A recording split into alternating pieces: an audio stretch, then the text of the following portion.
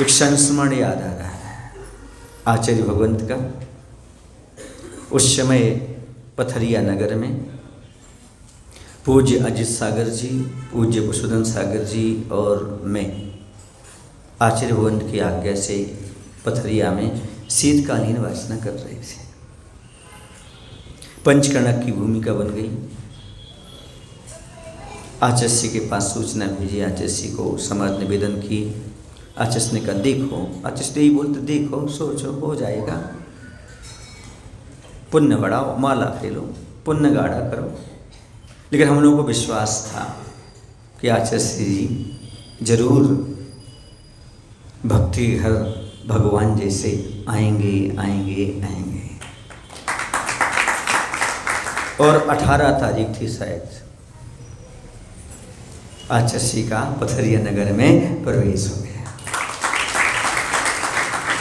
वहाँ पर एक अंदर बस्ती में बड़ा मंदिर है, बहुत प्राचीन पार्श्वनाथ भगवान की प्रतिमा है। पहले उसकी वेदी का सुधार करना था तो 10-25 लोगों ने प्रतिमा जी को बरसालते उठा करके एक अन्य स्थान पर विराजमान कर दिया था। अब पंचकर्णक होने के बाद, वेदी आदि से व्यवस्थित होने के बाद, अब पुनः मूल नायक को वेदी पर विराजमान करने की बात थी। आचार्य भगवान सत्संग वहाँ पर विराजमान थे, सब लोग थे। अब क्या हुआ कि उस समय तो 10-25 लोगों ने उठा ली थी, अब 50 लोग भी लग गए, लेकिन प्रतिमा उठने का नाम नहीं ले रही। प्रतिमा टस से मस नहीं हो रही। सब लोग कहने लगे, खूब परेशान हो गए, खूब परेशान हो गए। मैं भी परेशान हो गया, जिस सागर भी परेशान हो गए, बहुत परेशान हो गए, लेकिन वो प्रतिमा उठने का नाम नहीं ले रही। मैं आचार्य पास आया, मैंने आचार्य को नमोस्तु करके कहा, आचार्य जी हमें लगता है प्रतिमा जी ये कह रही है कि आचार्य को बुलाओ, तो हम वहाँ जाएंगे। हाँ, फालतू की बात नहीं करते आचार्य। मैंने कहा आचार्य प्रतिमा नहीं करी, आजू बाजू के देवी देवता कह रहे होंगे, जब तक आचार्य नहीं कहेंगे तब तक प्रतिमा वहाँ विराजमान नहीं होगी। आचार्य ने 2 मिनट और इंतजार किया, प्रतिमा नहीं टसकी मस हुई। मैंने कहा आचार्य चलिए ना आप। आचार्य गए, जैसे आचार्य गए, जैसे आचार्य ने बिछी लेकर के ऐसा भगवान को नमोस्तु किया, ऐसा हाथ लगाया, 10 लोगों से प्रतिमा उठ गई।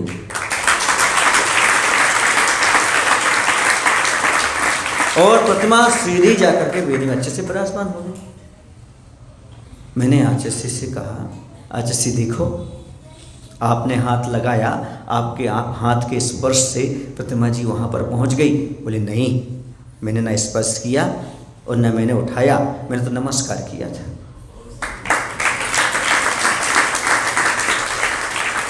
बड़े लोग वो होते हैं जो परोपकार तो करते पर अहंकार नहीं करते।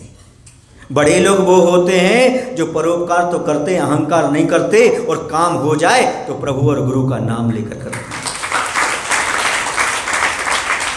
ये है नमस्कार में चमत्कार, ये है बिनी लोगों के नमस्कार का चमत्कार।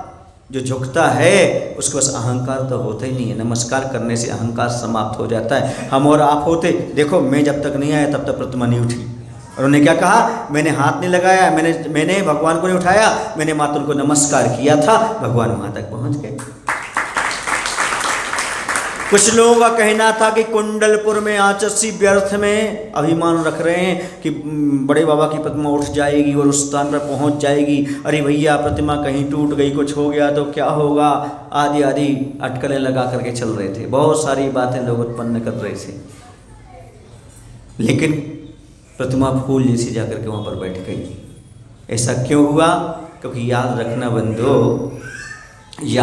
बंधुओं, गुरुओं के पास अभिमान नहीं होता, गुरुओं के पास मात्र एक भगवान को जश्न देने का अरमान होता है।